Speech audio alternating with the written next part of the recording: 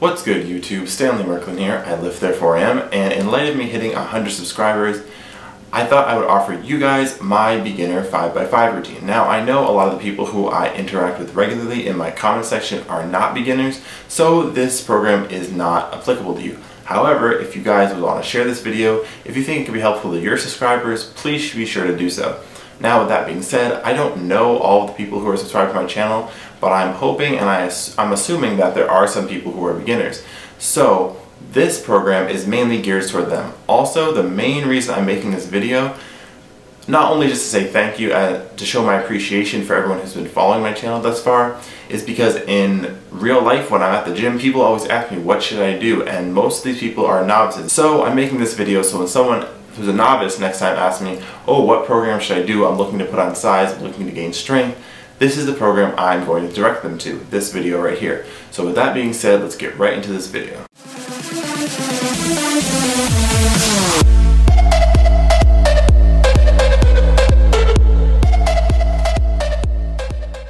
Now before I get into this program, I just wanted to outline what I consider a novice lifter. Now in my opinion, the novice lifter has 3 goals, and this is what separates a novice lifter from an intermediate and advanced trainee.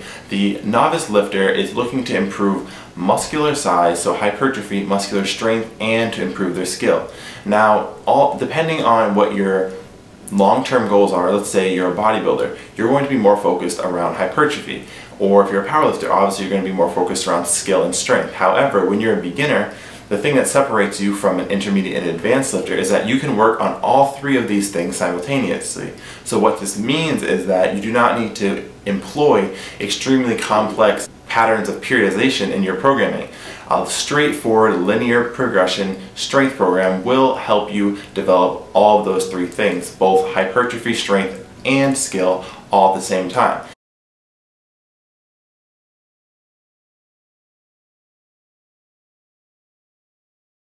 And now just a few additional points. Now, who should run this program? As I said, this is a novice beginner bodybuilding program. The main purpose of this program is to get you very big, and a secondary focus is to get you quite strong. Like I said earlier, this is not a powerlifting routine, so please do not run this as a powerlifting routine or say it's a powerlifting routine, because by no means is it a powerlifting routine.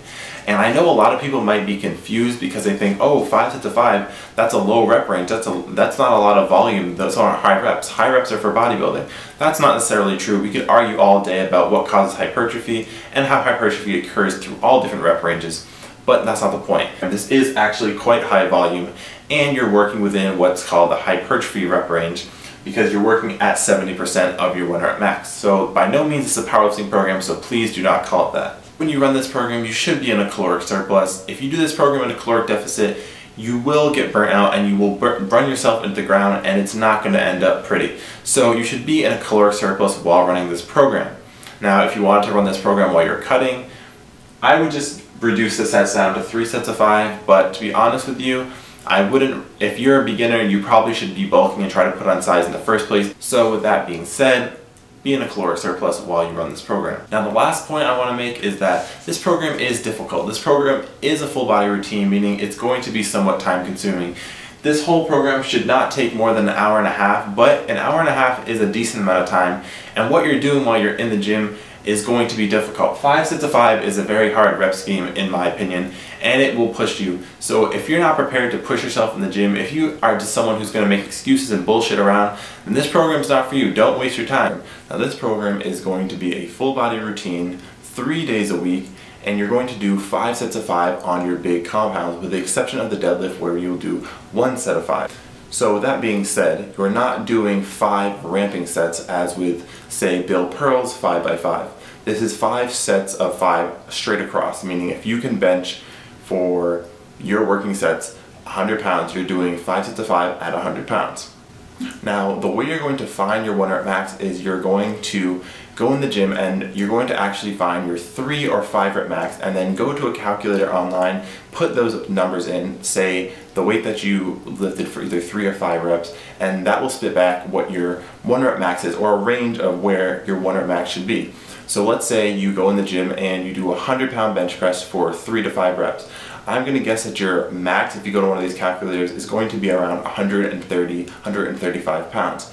Now, with that being said, the way you would find your working weights for this program is you would take 70% of that number. So like I said, if you did 135 for 135 would be your max, you would take 70% of 135. That would be your working weight for your 5 sets of 5.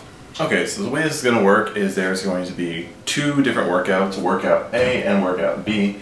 And what you're going to do, similar to strong lifts 5x5, is you're going to switch between going 1 week where you do workout A followed by workout B, then follow workout A again, and the next week you're going to do workout B followed by workout A, and then workout B again. Okay, so workout A is going to comprise of 5 sets of barbell high bar squats. Next, you're going to do 5 sets of flat barbell bench press, followed by 5x5 on the bent over barbell row. And these are 45-degree bent over traditional bodybuilding rows. These are not Pendlay rows, and these are not Dorian Yates style rows. So traditional barbell rows. Next, we move on to all of the isolation work in this program, in workout A rather. So we start by having lateral raises, 3 sets of 10 reps, followed by face pulls, 3 sets of 8 reps.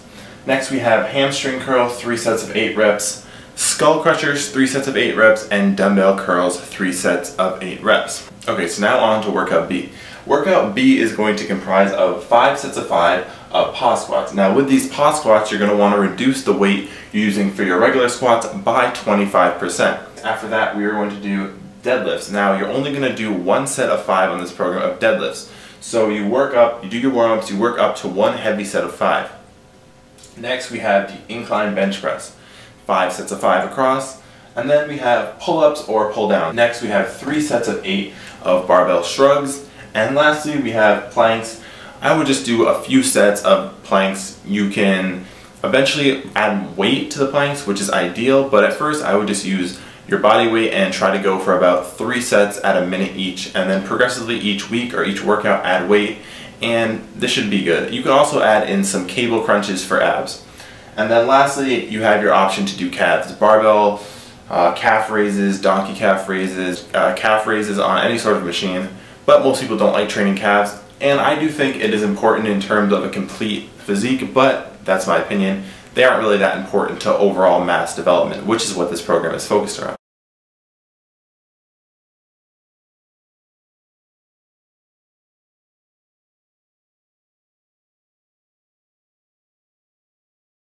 Okay, now I just briefly want to talk about why I chose the exercises that I chose for this program. Now, similar to most 5x5 programs, you see you have your basic big compounds that most 5x5 programs incorporate. We have the squat, we have the bench press, we have the row. Now, a few things that I changed was, one thing is I got rid of the overhead press. Now, the overhead press is a great exercise, but in terms of overall mass and bodybuilding purposes, I do not believe that the overhead press is necessary because the anterior delt is already getting plenty of work from all of the pressing you're doing from the bench press. Your rear delts are getting work in the face pull and a little bit with the barbell row. And then lastly, we have laterals to get that nice capped look on your delts. So I don't really see any need personally from an aesthetic standpoint to have the overhead press. That is why I chose the incline bench press as opposed to the overhead press. The other thing that I changed that's dissimilar to many other 5x5 programs is I'm having you do pause squats. Now the reason I'm having you do pause squats is because the majority of people when they first start lifting are very uncomfortable in the hole when it comes to doing squats. And what I mean by that is that in that very bottom position below parallel, most people get afraid, and if they use a heavy weight, they sometimes will fail lift because of this fear. So pause squats are really aimed at really just becoming more confident out of the bottom of the hole in the squat. Next we have hamstring curls. Now the reason I have hamstring curls in here is because none of these exercises in here train all 3 heads of the hamstring, those being the semitendinosus, the semimembranosus, and the bicep femoris, both the long and the short head. Now deadlifts, yes, they are hip hinge, and because of this there is some hamstring activation, but because there is no knee flexion, you're not properly training the bicep femoris, whose only function is knee flexion, or whose main function rather is knee flexion. This is why I've included the hamstring curl, and also just from an aesthetic standpoint, most people have very lagging hamstrings The other thing that's slightly different from other 5x5 programs is that you're doing rows one week, you're focusing on horizontal pulling one week, and then you're focusing on vertical pulling the next week. And the reason for this is because I find most people are usually in one or two categories. Either their back is very wide and it's very shallow, or their back is very thick and it's not very wide. And I fall into the latter category. My back is extremely thick, but I don't have that crazy V taper, so I'm working on that. So that's the reason why I have both equal parts horizontal versus equal parts vertical pulling in this program. Okay, so the next thing I want to talk about is the linear progression on this program. So if you haven't watched my video about linear progression and its importance to beginners, I linked the video right here and I'll link the video right below, and you should go watch that if you get a chance.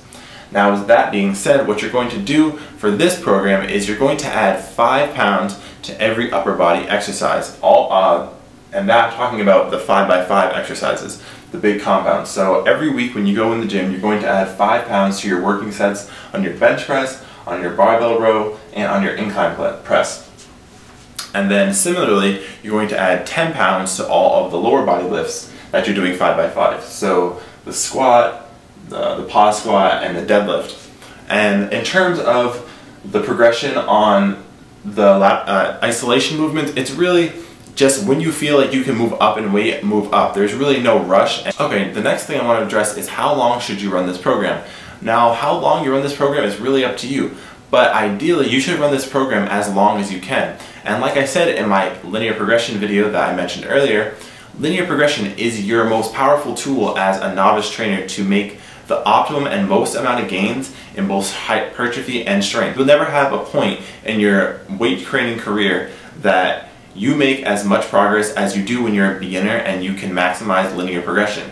So you should run this program until you start stalling and you can't add weight to the bar at a consistent basis anymore. When you come to the point where you stall 2 or 3 weeks and you just can't, and you keep trying to add weight but you can't get 5 sets of 5, then it's time to move on to an intermediate program.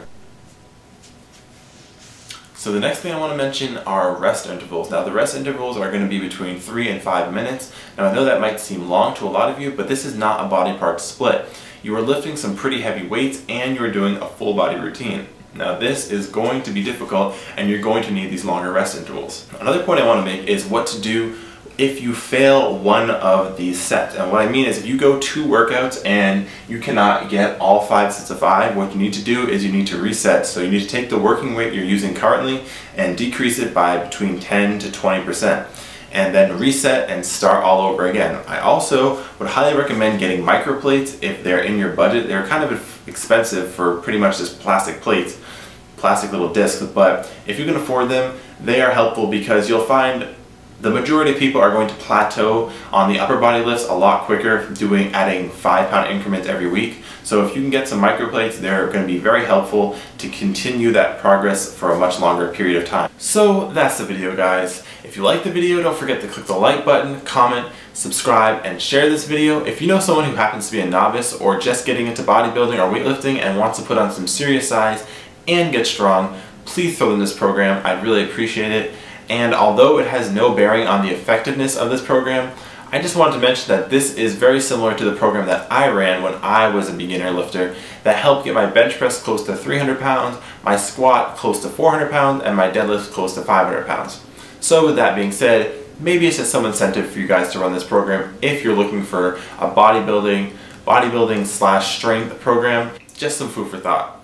So I'll see you guys in the next video. Peace.